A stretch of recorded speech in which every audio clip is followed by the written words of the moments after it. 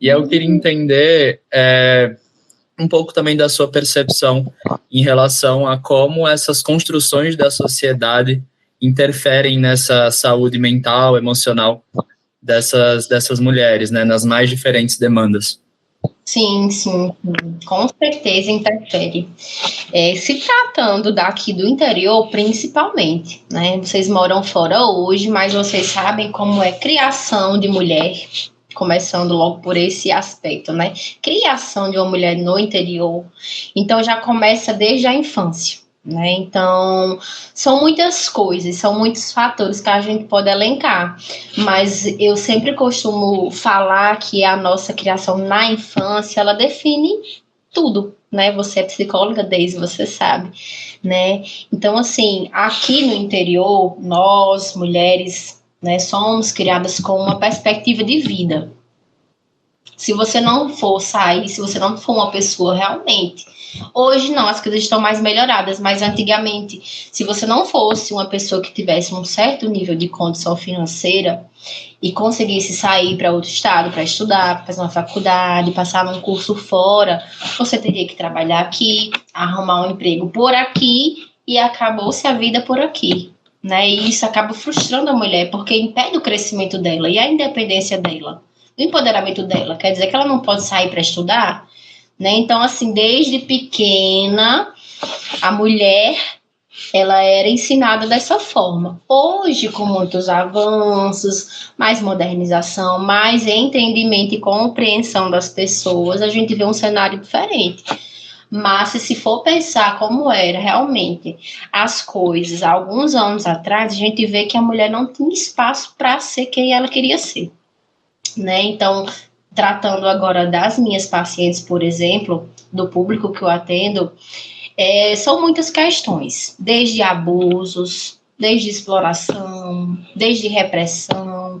Então, assim, são muitos fatores. Quando você fala que realmente as ansiedades e depressões de muitas mulheres são ligadas inteiramente a essa questão da construção social, total acordo, né? Por exemplo, eu já tive uma paciente que ela era abusada por um tio, ela era uma paciente que morava em zona rural, então, assim, aquele conhecimento pouco, aquela questão de conversa sobre sexo, sobre sexualidade, muito sigilosa, então era assim, foi bem difícil para ela, porque ela passou anos sendo abusada e não sabia que estava sendo abusada, né? Porque ninguém conversava com ela sobre esse assunto. Hoje ela é uma mulher independente, trabalha e tudo mais, porém ela ainda carrega traços de traumas, né?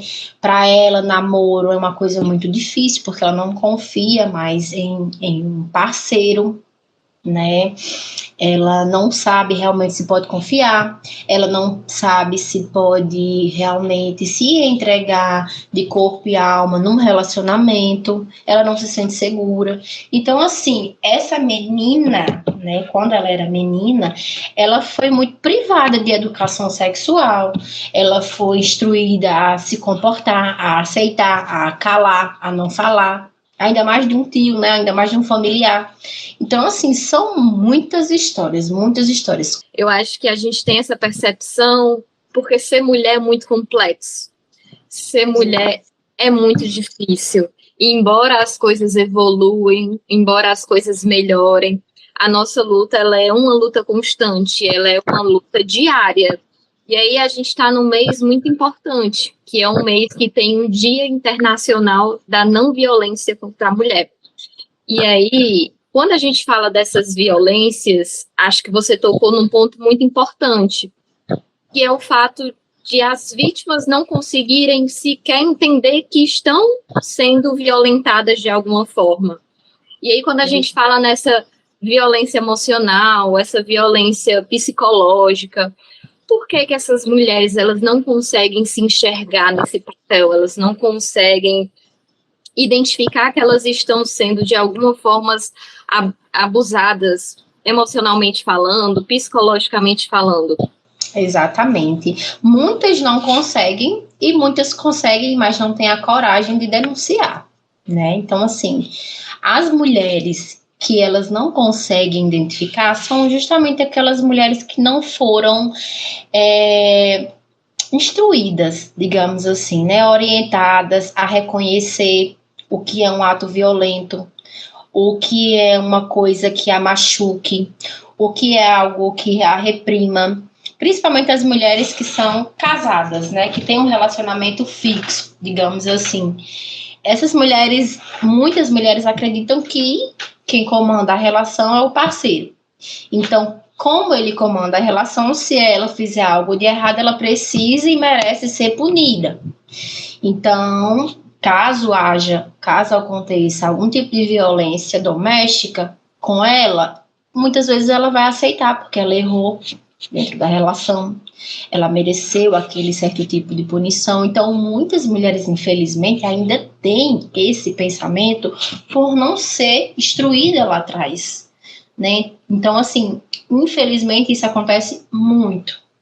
Mas há uma parcela de mulheres também que não conseguem denunciar por medo, por repressão, a própria ameaça, né, do parceiro, tanto para ela como para algum familiar. O que a gente mais vê aqui é isso, né? Mulher que foi violentada e recebeu algum tipo de ameaça. Então, por isso que ela não denuncia. E aí, uma das coisas que mais chateiam a gente é aquele velho discurso: ela gosta, né, de sofrer, ela gosta de apanhar. Não, gente, eu não consigo entender como uma pessoa consegue falar isso de outra, que a pessoa gosta do sofrimento, né, gosta de estar naquela situação, e não entende que muitas vezes essa mulher foi ameaçada de tantas e tantas maneiras, ameaçada, tanto a família, os filhos, os amigos, os parentes, né? Então, assim, muitas vezes essa mulher ela não consegue identificar que ela está sofrendo um abuso psicológico, porque ela acha que o parceiro é agressivo,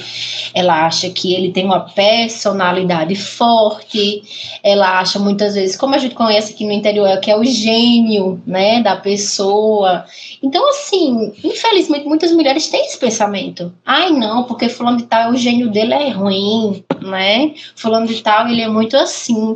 E quando a gente escuta mulheres falando isso, que a gente precisa explicar, não existe esse negócio de gênio, né? Vamos aqui entender o que é uma personalidade e o que é agressividade. Quando é esse momento de pedir ajuda e onde essas mulheres podem recorrer, né? A gente sabe muitas vezes que essa mulher, inclusive, sofre uma dupla ou tripla violência quando procuram ajuda, né? Pessoas que estão ali fora do relacionamento, muitas vezes, ou fora ali do ambiente em que ela está sendo violentada, e essas pessoas descredibilizam, digamos, a violência que ela está sofrendo, né? Então, quando é esse momento e onde ela pode recorrer em caso de violência? O momento é a partir do primeiro sinal, né? A partir do primeiro sinal que ela possa sofrer uma violência, seja com um parceiro, seja de um pai, seja de qualquer figura masculina que conviva com ela precisa denunciar, né? Para que não possa ocorrer coisas piores posteriormente. Então, ao primeiro sinal, ela precisa denunciar. A gente pode ligar para o número 100, né? Diz que denúncia, mas se no caso das mulheres aqui do interior, elas podem recorrer à CRAS, à CREAS, Delegacia de Polícia, né? CRAS e CREAS são duas instituições da assistência social onde trabalham diretamente com os direitos e a proteção de pessoas, né? Então, elas podem sim procurar esses lugares para denunciar, pode fazer denúncia anônima, elas a pessoa que for responder, né, ao ato, à denúncia propriamente, ela não vai ser identificada. Né? A assistência social, juntamente com outros órgãos, conseguem fazer uma melhoria de vida na vida dessa mulher, né? Ela consegue ter uma medida protetiva, ela consegue benefícios, enfim. E aí os processos vão se desenrolando para que ela não fique perto do agressor. E Eudine, como é que a escola, a família, o vizinho, os amigos, como que a comunidade ela consegue também fazer essa proteção da mulher? Eu acho que uma das formas mais participativas de aprender e divulgar essas informações é pelo meio de campanhas, né? A gente tem muitas campanhas no município que falam sobre essa questão da violência contra a mulher, direito das mulheres, e enfim.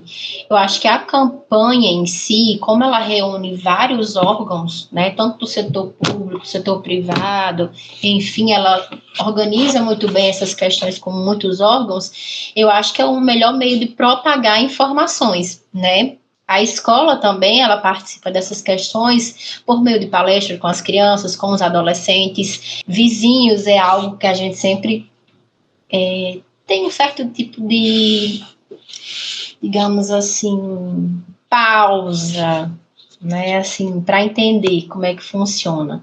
Por quê? A gente tem aquele ditado, em briga de mulher, de casal, né, não se mete a colher. De homem e mulher não se mete a colher. E aqui no interior, a gente sabe que é desse jeitinho, infelizmente, né? Ninguém se mete. Então, assim, digamos que você tem um caso de uma mulher que sofre abuso na tua rua, ela é tua vizinha, mas você não faz nada.